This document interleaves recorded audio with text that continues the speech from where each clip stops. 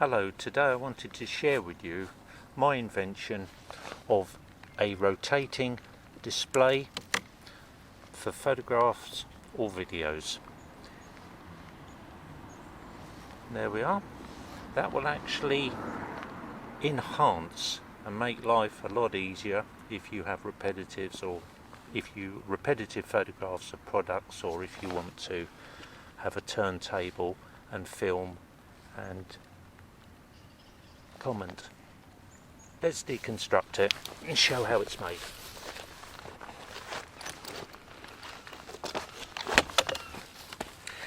This is really a scrapyard construction, and what I've used for this is the base of a rotating office chair. Chair's been removed and the plate has been exposed, the mounting plate. It's a sturdy metal plate, it'll easily hold 50 kilograms, and with a little jiggery pokery you'll be able to ensure that the plate is flat via the adjuster, which is on the back. This will need a little thinking through, but once it's understood, well, then you then have a level platform.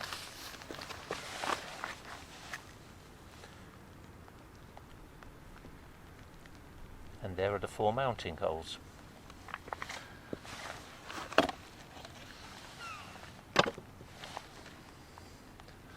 For the rotating platform, this is the top of a washing machine, a scrap washing machine. It's 600 by 600, 2 feet by 2 feet.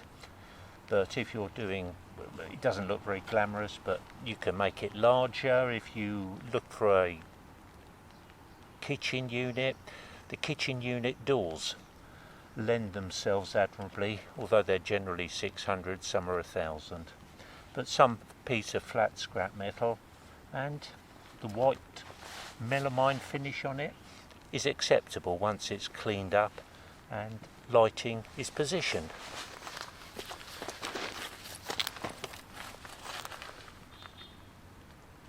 The product on top is then easily rotated photographs or videos.